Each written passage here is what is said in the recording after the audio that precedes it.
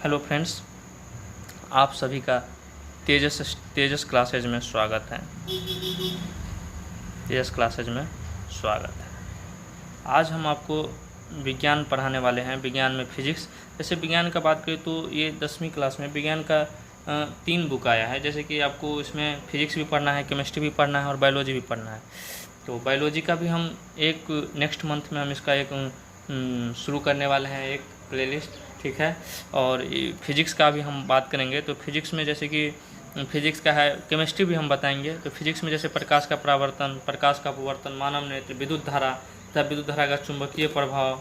हाँ, फिर अगर बात करें हम energy of sources of energy का, ये भी एक चैप्टर है जिसमें ये सभी हम आपको पढ़ाएंगे, ठीक है। अब जैसे मेरे पढ़ाने का स्टाइल क्या होगा, जैसे देखिए अब 10वीं परीक्षा का मुश्किल से एक तरफ से देखा जाए तो 6 से 7 मंथ ही बाकी है।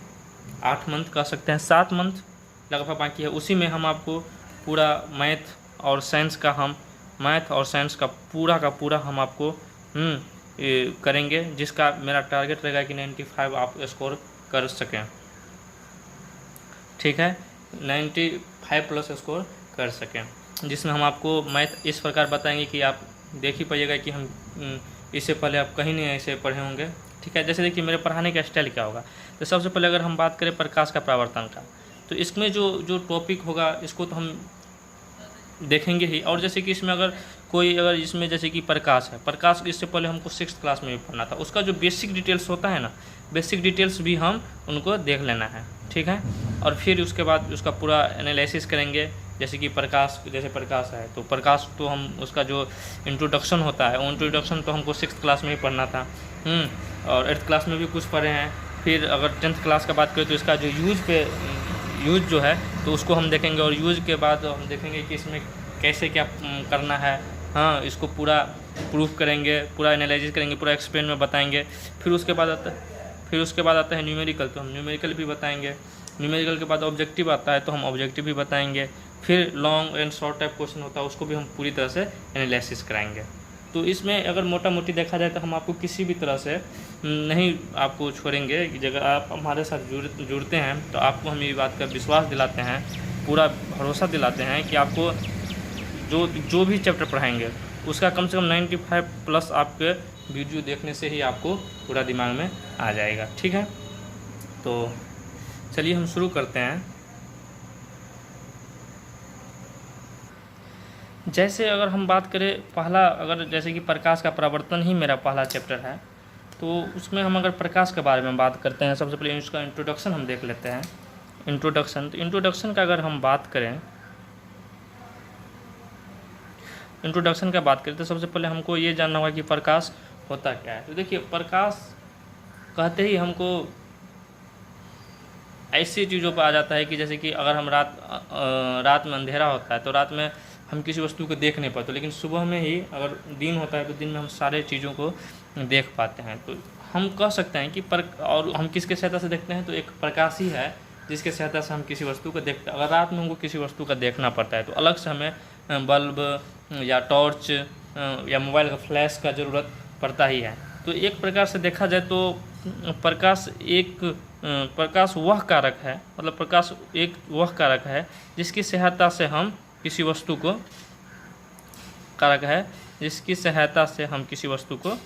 देख पाते हैं, जिसकी सहायता से हम किसी वस्तु को देख पाते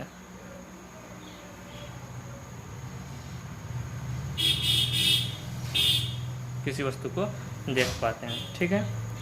फिर आता है कि प्रकाश स्रोत क्या होता है। जैसे कि अगर हम प्रकाश का ही बात करते हैं तो हमको तो ये जानना होगा कि भाई प्रकाश हमको ये जानना होगा कि प्रकाश जो है सो इसका सोर्स क्या होता है, कि प्रकाश आता कहाँ से है।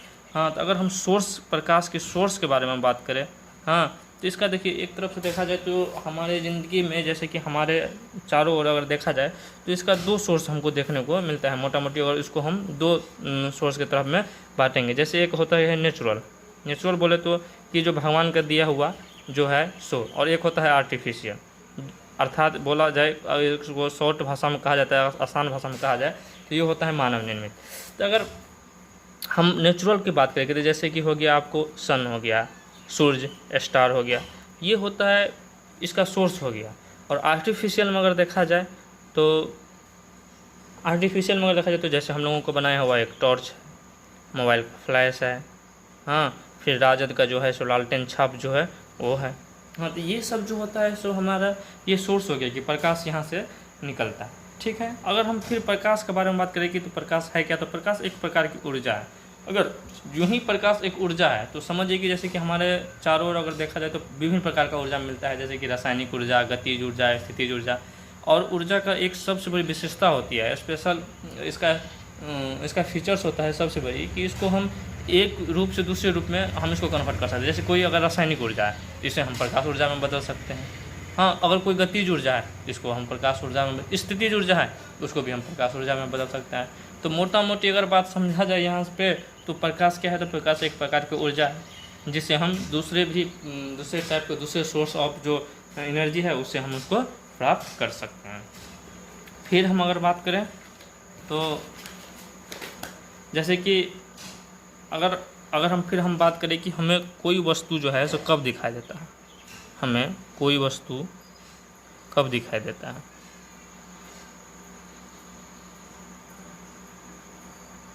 कब दिखाई देता है। तो देखिए सबसे पहले जैसे कि अगर हम देखा जाए तो जैसे कि हम अगर रात में हम सोए हुए हैं और अचानक बिजली जो चली जाती है तो पूरा चारों तरफ अंधेरा ही अंधेरा हो जाता है। लेकिन अगर हम वहीं पर अगर मोबाइल पे टुन से मैसेज आ जाए तो उसमें एक डिस्प्ले होता है और डिस्प्ले में देख पाते हैं कि हम रूम की जितनी भी वस्तु है लगभग सारा चीज़ दिखने लगता है।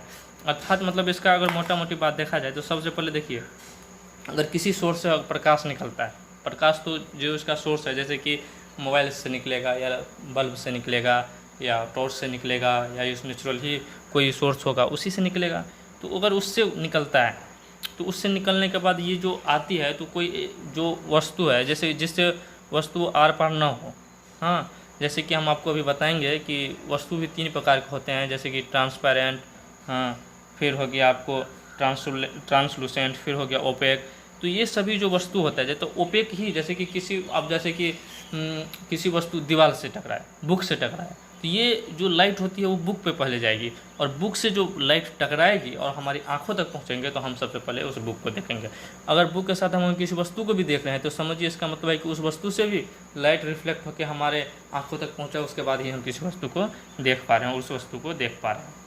ठीक है, अब जैसे देखिए, अब हम अपने चारों तरफ देखें तो कुछ ऐसे भी वस्तु, तो हमें कोई वस्तु कब दिखाई देता है, तो ये तो हम समझ गए कि जब किसी प्रकाश सोर्स से, लाइट सोर्स से जब वस्तु लाइट निकलती है और किसी ऐसे वस्तु से टकराती है जो प्रकाश को रिफ्लेक्ट करती है, हाँ, और प्रकाश को रिफ्लेक्ट करती है तो उस वस्तु हमारी आंखों तक पहुंचती है वह लाइट, तो ही हम किसी वस्तु को देख पाते हैं। ठीक है, फिर अगर हम बात करते हैं कि जैसे कि हम अपने चारों तरफ अगर देखते हैं तो उसमें भी हमको 2 तरह का वस्तु दिखाई दे रहा है। जैसे कि कोई ऐसा भी वस्तु होती है जिससे जो प्रकाश उत्सर्जित करता है, जैसे सन हो गया, बल्ब हो गया, etc। और कोई ऐसा भी होता है जो प्रकाश उत्सर्जित नहीं करता है, जैसे कि हम अपने अंदर देख लीजिए, जैसे अभी आप देख ही रहे हैं, जैसे कि पेपर हो गया, पेपर तो नहीं करेगा, तो ये होता है सब प्रदीप्त और अप्रदीप्त वस्तु कहलाता है। जिसे जो लाइट उत्सर्जित होती है उसको हम लुमिनस कहते हैं, प्रदीप्त वस्तु कहलाता है, और जो लाइट उत्सर्जित नहीं करता है उसको हम होता है। फिर अब आता है कि किरणें का समूह जो होता है, बीम, किरण पुंज। ठीक, अब जैसे प्रकाश निकलती है तो प्रकाश जो निकली है तो उसी को हम रे ऑफ लाइट उसको बोलते हैं, रे ऑफ लाइट। और एक साथ जो रे ऑफ लाइट बहुत सारा निकले है, बहुत सारा, तो यही जो है सो ये बीम कहलाती है। और अगर बीम को एक तरफ से देखा जाए तो इसे हम 3 भाग में कैटेगराइज कर सकते हैं। जैसे ये हुआ, जैसे कि ये एक बल्ब है और बल्ब जो ही यहाँ पे, जैसे कि ये बल्ब है, ठीक, और ये बल्ब जल रहा है और ये जलने के ही पूरा एकदम चारों तरफ ये बिखरते चला गया, फैलते चला गया। एक तो समझ जाए कि ये एक बल्ब है और इससे चारों दिशा में फैलते चला गया। हाँ, तो ये इस प्रकार का जो किरण पुंज होता है, बीम होता है, उसी को हम क्या बोलते हैं, तो इसको डाइवर्जिंग बीम बोलते हैं, अर्थात अपसारी किरण पुंज। देखिए, जैसे कि आप लोग देखते होंगे कि डाइवर्जन होता है, तो डाइवर्जन क्या होता है सड़क पे कि आप इस साइड से चलिए, मतलब कि ये मुड़ गया, मतलब ये फैलते हुए चला गया, ये रोड यहाँ से नहीं जाना, ये फैलते हुए चल जाता है, फैलते हुए चल जाता है, इसका मतलब आप समझ लीजिए ये डाइवर्जिंग हुआ, तो डाइवर्जिंग होगा। फिर आता है फिर समांतर किरण पुंज, जैसे कि ये समांतर किरण पुंज, समांतर किरण पुंज, हाँ, जैसे कि दूर से, जैसे सन से आती हुई प्रकाश की किरण, ये सन से जो आती हुई प्रकाश की किरण होती है, ये प्रकाश जो होती है ऐसे पैरेलल बीम होती है, ठीक है, पैरेलल बीम होती है। हाँ, फिर होती है, फिर अगर हम बात करें, फिर बात करते हैं कि जैसे कि कोई एक वस्तु है, जहाँ पे से पूरा प्रकाश हर तरफ से प्रकाश आके, हाँ, और मिल एक जगह पे स्टोर हो जाता है, तो उसी को हम बोल देते हैं कन्वर्जिंग बीम। क्या बोलते हैं? तो कन्वर्जिंग बीम, अभिसारी किरण पुंज, अभिसारी किरण पुंज, ठीक है। अब हम बात करते हैं अपने आसपास, तो देखते हैं तो प्रकाश के जो गति होता है, प्रकाश का गमन, अगर किसी के आर पर, प्रकाश के आर पार के प्रकाश के गमन जो आर पार होता है, ठीक है, उसके आधार पर अगर हम वस्तुओं को कैटेगराइज करें तो ये भी 3 प्रकार के होते हैं। जैसे एक हो गया पारदर्शी, पारदर्शी मतलब कि अगर हम कोई भी हमारे आसपास में कोई ऐसा वस्तु होता है जो जिस की प्रकाश आर पार हो जाता है, हाँ, तो उस प्रकार का वस्तु जो होता है सो ट्रांसपेरेंट, इसको अंग्रेजी में बोलते हैं ट्रांसपेरेंट, तो ये पारदर्शी हो गया। पारभासी, पारभासी का मतलब हो गया कि अगर हम अपने आसपास देखते हैं, जैसे कि तेल लगा हुआ कागज़, तेल लगा हुआ कागज़ में अगर हम उस तरफ से टॉर्च जलाएं तो कुछ प्रकाश जो होता है सो उस पार आ जाता है, लेकिन कुछ जो लाइट रहता है वो उसी पार रहता है, मतलब पूर्णतः नहीं जा पाता है। तो ये क्या हो गया? तो ये जो हो गया ये आपको ये आपका पारभासी हो गया, ट्रांसलूसेंट। फिर बात आता है, हाँ, ट्रांसलूसेंट, ट्रांसलूसेंट। फिर हो गया ओपेक। ओपेक बोले तो इसका अपारदर्शी होता है, मतलब जैसे कि दीवार, दीवार में अगर हम टॉर्च मारते हैं तो ये उस पार से उस पार नहीं जाता है, तो ये क्या हो गया? एक अपारदर्शी वस्तु हो गया, ठीक है। तो अभी हम लाइट का इंट्रोडक्शन देख रहे थे, अब हम इसका उपयोग पे जाएंगे। इसका उपयोग मतलब इसका हम अब परावर्तन पे जाएंगे। अब हम जो प्रकाश का परावर्तन के बारे में जो बात कर रहे हैं, तो सबसे पहले परावर्तन होता क्या है इस बात का हम जानेंगे। देखिए, परावर्तन हर चीज़ से होता है। जैसे कि अगर हम बैट बॉल खेल रहे हैं, ठीक, तो ये जो बॉल जो फेंकता है बॉलर, तो ये और बैटर जो मारता है, तो ये बैटर जो होता है उनके बल्ला से लग के जो 6 जाता है या सिंगल आता है, तो ये बॉल आया और बैट से लग के जो गया, ये भी बॉल का परावर्तन हुआ। मतलब कि अगर जैसे कि हम दीवार में फेंकते हैं एक बॉल, तो दीवार में लग कर, दीवार में टकरा कर और फिर जो वापस आता है उसी को हम परावर्तन बोलते हैं, रिफ्लेक्शन बोलते हैं, इसको इंग्लिश में बोलते हैं रिफ्लेक्शन। फिर अगर बात आता है प्रकाश का परावर्तन, तो प्रकाश का परावर्तन होता क्या है?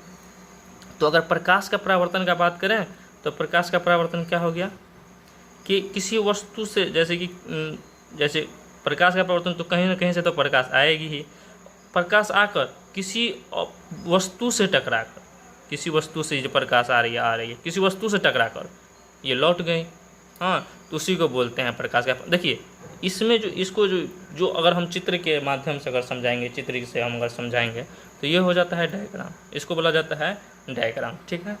तो देखिए, सबसे पहले अगर बात करते हैं, अगर प्रकाश जिधर से आती है, ठीक, तो तीर उसके अपोजिट लगा देते हैं। जैसे कि प्रकाश इधर से आ रही है, तो ये जो कोण वाला है इसको हम इधर की ओर लगा देते हैं, मतलब तो प्रकाश इधर आ रहा है, यहाँ से टकरा गया फिर उधर चला गया, इसको ऐसे घुमा दिए, इसका मतलब कि ये इधर जा रही है, ठीक है। फिर अगर हम बात करते हैं, हाँ, तो हम बोल रहे थे कि प्रकाश का परावर्तन के बाद, तो अगर कहीं से प्रकाश आने के बाद अगर किसी परावर्तक सतह से टकरा कर जो लौट गया, उसी को हम प्रकाश का परावर्तन कहेंगे। तो अगर प्रकाश का परावर्तन होता है तो यह किसी न किसी नियम को फॉलो करता है।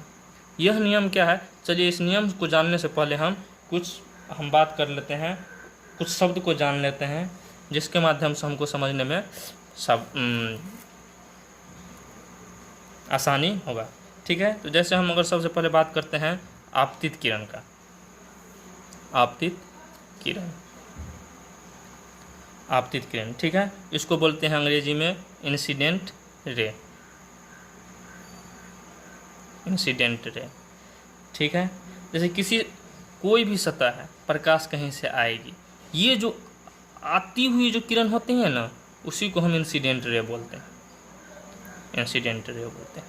फिर आती है दूसरा में आपतन बिंदु, आपतन बिंदु, इसको इंग्लिश में हम बोलते हैं point of incidence. Point of, जैसे कि ये जो इंसिडेंट रे है ये आई और इस बिंदु पर जो रुक गई, इस बिंदु पर, ये जो बिंदु कहलाया ना, यही कहलाता है point of incidence. Point of incidence, ठीक है। फिर बात होती है परावर्तित किरण। परावर्तित किरण, इसे हम इंग्लिश में बोलते हैं रिफ्लेक्टेड रे। रिफ्लेक्टेड रे, ठीक है। तो रिफ्लेक्टेड रे की बात करें तो जैसे कि अब ये था, ये जो इंसिडेंट रे है ये आई और पॉइंट ऑफ इंसिडेंस पे आया, उसके बाद फिर जो ये परावर्तन हुआ, ये इधर की ओर मुड़ा, टकराया, ये आया पॉइंट ऑफ इंसिडेंस पे इंसिडेंट रे, और उसके बाद जो टकरा कर लौटा, इसी को बोला जाता है रिफ्लेक्टेड रे।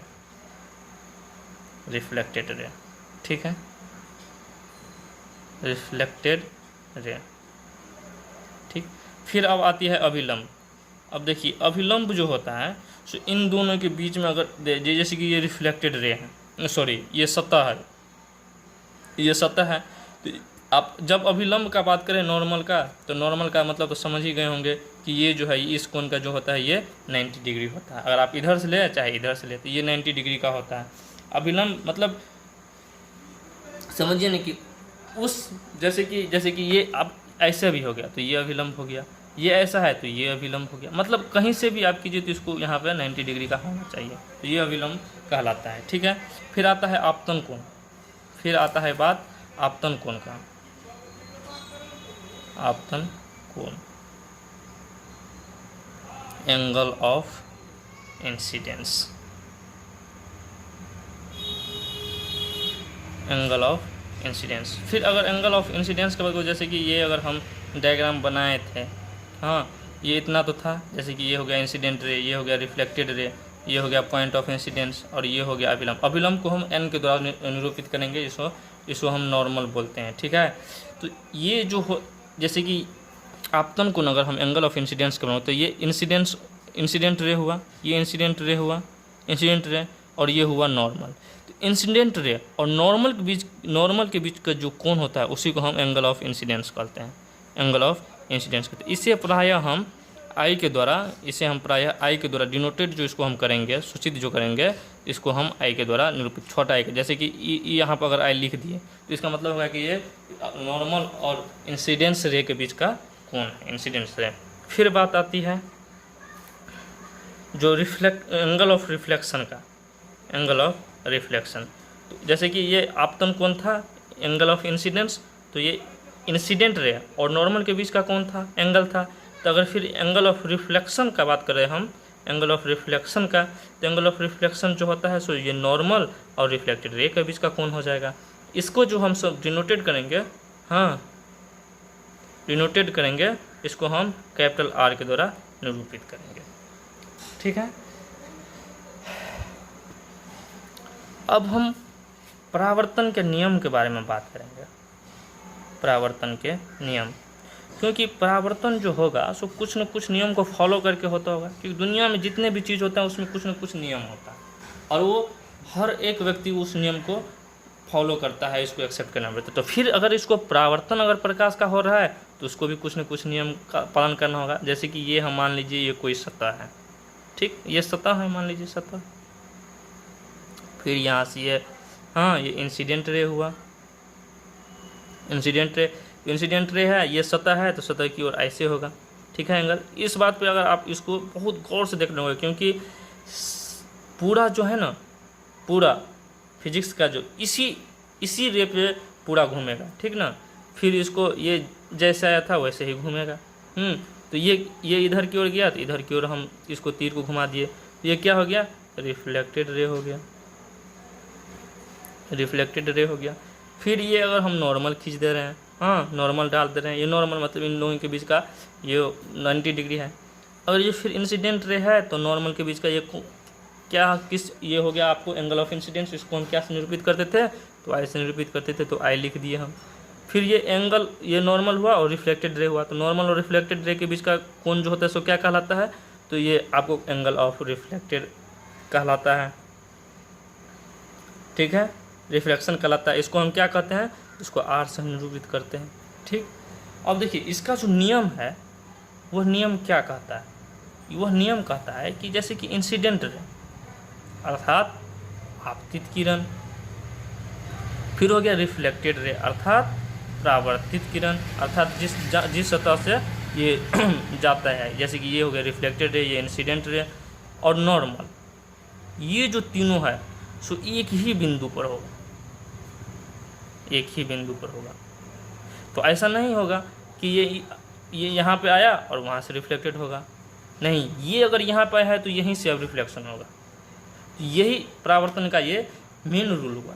ठीक, अगर फिर ये दूसरा रूल अगर हम इसका बात करें तो ये जितना एंगल ये होता है उतना ही एंगल ये होगा, अर्थात नॉर्मल और इंसिडेंट रे के बीच जितना कोण होगा उतना ही कोण नॉर्मल और रिफ्लेक्टेड रे के बीच का कोण होगा। अर्थात अगर कहा जाए तो ये I बराबर R होगा।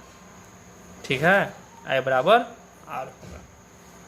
ठीक, फिर अगर हम बात करते हैं कि प्रकाश का परावर्तन करने के लिए, प्रकाश का जो परावर्तन होगा उसको सबसे अच्छा परावर्तन कौन करता है, हाँ, तो ऐसा समतल दर्पण जो होता है, प्लेन मिरर, समतल दर्पण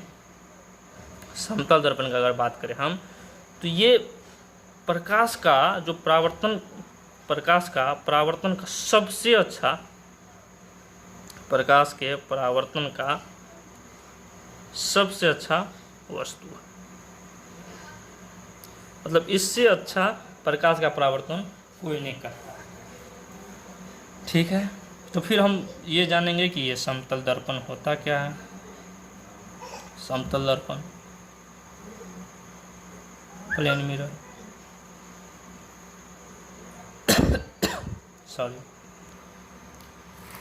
तो समतल दर्पण के बारे में अगर हम देखा तो समतल दर्पण होता क्या है, तो सबसे पहले देख लीजिए कि समतल दर्पण जो है सो एक कांच का टुकड़ा होता है, कांच का टुकड़ा।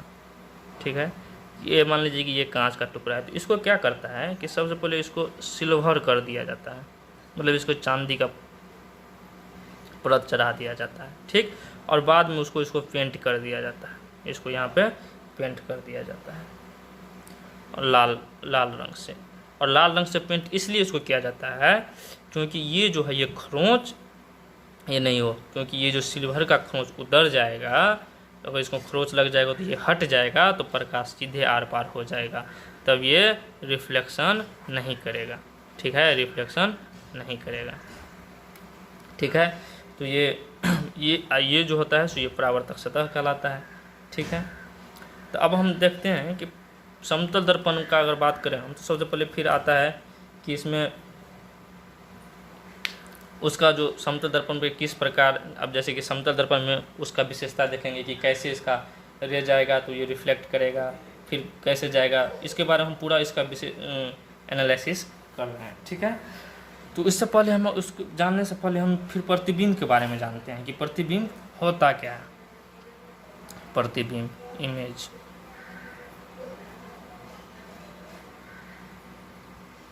ठीक है, देखिए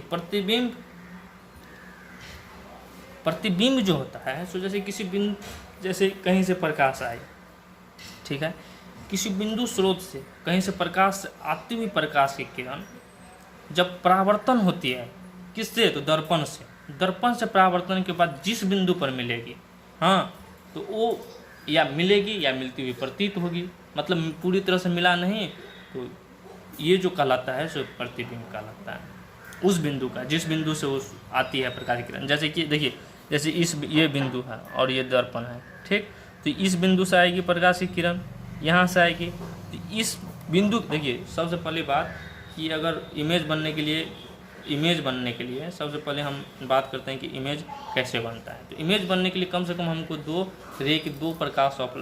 रे ऑफ लाइट का जरूरत पड़ता है, दो प्रकाश की किरण की जरूरत पड़ता है, और दोनों, जैसे कि ये यहाँ से किरण गई और ये यहाँ से किरण आई और ऐसे करके यहाँ से करके कट गई, तो ये इस बिंदु पर मिला, तो ये जो हुआ तो इसका ये प्रतिबिंब। ठीक है, अब जैसे समतल दर्पण की अगर बात करते हैं ये समतल दर्पण हो गया, ठीक। और ये परावर्तक सतह हो गया, मतलब जैसे आया ये इंसिडेंट रे हो गया, ये रिफ्लेक्टेड रे हो गया, और ये बीच में नॉर्मल हो गया, सॉरी गलत हो गया थोड़ा, हाँ ये नॉर्मल हो गया, ठीक है। और ये इंसिडेंट एंगल ऑफ इंसिडेंस और एंगल ऑफ रिफ्लेक्शन जो है सो बराबर होता है। और मान लिया जाए हाँ कि इसका वस्तु हम कहाँ रखें, इसका वस्तु हम यहाँ पे रख देते हैं, ठीक। तो यहाँ पर जो वस्तु को रख दिए हैं यहाँ पे, यहाँ तक, अगर यहाँ से वस्तु यहाँ से आ रही है और परावर्तन के बाद फिर यहाँ पे मिल जाएगी, ठीक है। तो ये जो हुआ ये वाला जो हो गया सो इस वस्तु का प्रतिबिंब हो गया, ये वाला जो है सो इसका प्रतिबिंब हो गया। फिर अगर हम इमेज के बारे में बात करते हैं तो इमेज दो प्रकार का होता है। एक तो होता है वास्तविक प्रतिबिंब अर्थात रियल इमेज। फिर हो गया आभासी प्रतिबिंब।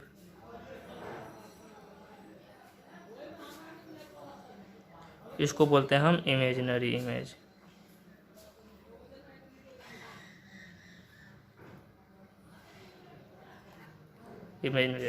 वास्तविक प्रतिबिंब क्या होता है कि जब इसमें जो किसी बिंदु स्रोत से जैसे कोई वस्तु से प्रकाश आती है तो परावर्तन के बाद जो होती है सो वो वस्तु एक बिंदु जो होता है सो वास्तव में मिलती है, हाँ। तो उस बिंदु का जो होता है सो उस बिंदु स्रोत का जिस वस्तु से अति होता है प्रकाश आती है, हाँ, उसका ही वास्तविक प्रतिबिंब कहलाता है। अब जैसे देखिए वास्तविक प्रतिबिंब और आभासी प्रतिबिंब में क्या अंतर होता है कि जैसे कि और देखिए आभासी प्रतिबिंब क्या हुआ, तो आभासी प्रतिबिंब हो गया कि जैसे किसी वस्तु से जो प्रकाश किरणें आती है और वो परावर्तन के बाद वो मिलती नहीं है, वो मिलती हुई प्रतीत होती है, ठीक है। तो उसी को हम उसको बोलते हैं आभासी प्रतिबिंब अर्थात इमेजिनरी प्रतिबिंब। और देखिए वास्तविक प्रतिबिंब, हाँ, वास्तविक प्रतिबिंब और आभासी प्रतिबिंब में कुछ अंतर है।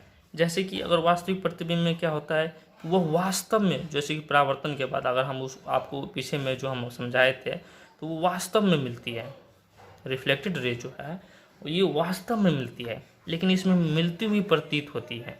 ये एक्चुअली में मिलती नहीं है, आप इसको देख नहीं पाते हैं, लेकिन आपको ये कह सकते हैं कि मिलती हुई प्रतीत होती है, ठीक है, हाँ। फिर इसको बात हो गया कि पर्दा पे हम इसको प्राप्त कर सकते हैं, तो हाँ, तो इसे हम पर्दा पे प्राप्त कर सकते हैं। किसको, तो वास्तविक प्रतिबिंब को, पर्दा में प्राप्त कर सकते हैं। फिर और आभासी प्रतिबिंब का बात करें तो इसे हम पर्दे पे प्राप्त नहीं कर सकते हैं, ठीक है, पर्दे पे प्राप्त नहीं कर सकते हैं,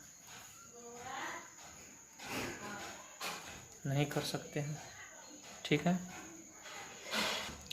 और देखिए सबसे इम्पोर्टेंट जो होता है ये पहला हो गया, दूसरा हो गया और तीसरा हो गया कि वास्तविक प्रतिबिंब में अगर वस्तु ऐसा है, अगर वास्तविक प्रतिबिंब बात करते हैं तो अगर वस्तु ऐसा है, यहाँ पे 1 दे देते हैं, यहाँ पे 2 दे देते हैं, ऐसे ही चलिए, ऐसे है, ऐसे है, तो इसमें जो वास्तविक प्रतिबिंब में जो होगा सो ऐसे हो जाएगा। इसको ऐसे कर देते हैं, ये ऐसे हो जाएगा और इसको ऐसे हो जाएगा। ये वास्तविक प्रतिबिंब में जो होता है वो हमेशा वस्तु की अपेक्षा उल्टा प्रतिबिंब बनता है, जबकि आभासी प्रतिबिंब में ये सीधा बनता है। और सीधा भी बनेगा तो कोई आपको पूरा नहीं दिख पाएगा, ये आपको कोई एक ऐसा कार्य है जो दिख पाएगा, उससे हम आगे में आपको हम बताएंगे, ठीक है। अब देखिए अगर ये रे डायग्राम अगर हम जब भी बनाएंगे तो वास्तविक प्रतिबिंब बनाएंगे तो इसको मिलती हुई माने कि सीधी रेखा से हम इसको मिलाएंगे, लेकिन इसमें अगर किसी में आभासी प्रतिबिंब मिल रहा है तो इसे हम ऐसे करके वस्तु को डिनोट करेंगे और इसका रे भी जो है सो ऐसे टूटी हुई रेखा से हम इसको दर्शाएंगे, ठीक है। फिर समतल दर्पण में फिर अगर हम बात करते हैं समतल दर्पण में बनी प्रतिबिंब की विशेषता,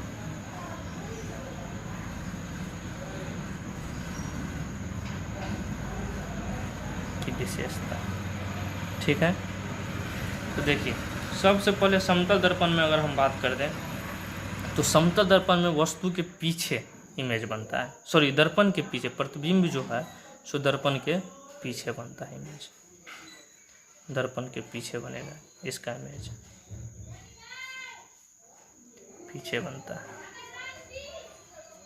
ठीक, फिर इसमें समतल दर्पण में जितनी बड़ी वस्तु होगी, जितनी इसकी हाइट होगी, जितनी बड़ी वस्तु होगी उसका प्रतिबिंब भी उतनी ही बड़ी होगी, प्रतिबिंब भी उतनी ही बड़ी होगी, उतनी ही बड़ी होगी। फिर अगर प्रतिबिंब जो है सो इसका पार्श्व उल्टा होता है, पार्श्व उल्टा बनता है। पार्श्व अब जो ही उल्टा हो गया तो इसका प्रतिबिंब कैसा बनेगा, तो वास्तविक प्रतिबिंब बनेगा, क्योंकि वास्तविक प्रतिबिंब में इसका उल्टा बनता है। ठीक है, ये अगर आप सोच रहे हैं तो ये गलत है। ये उल्टा का मतलब ये उल्टा हुआ। अब पार्श्व उल्टा क्या होता है ये हम आपको बताते हैं। जैसे अगर ये कैसे, इसमें कौन सा अक्षर ले रहे हैं, बी, जैसे कि बी अक्षर ले लेते हैं, और बी अक्षर ले लेते हैं, और ये आपका दर्पण हो गया। ठीक है, ये आपका दर्पण हो गया। इसमें जो बनेगा इमेज वो कैसा बनेगा, इसमें ऐसा बनेगा, ऐसा बनेगा इमेज। पार्श्व उल्टा, पार्श्व उल्टा का मतलब हो गया, जैसे कि ये पार्श्व उल्टा को अंग्रेजी में हम बोलते हैं इसको पार्श्व उल्टा की, उसको शायद इनवर्स या रिवर्स होता है, ऐसे ही हम कन्फर्म होकर बताएंगे।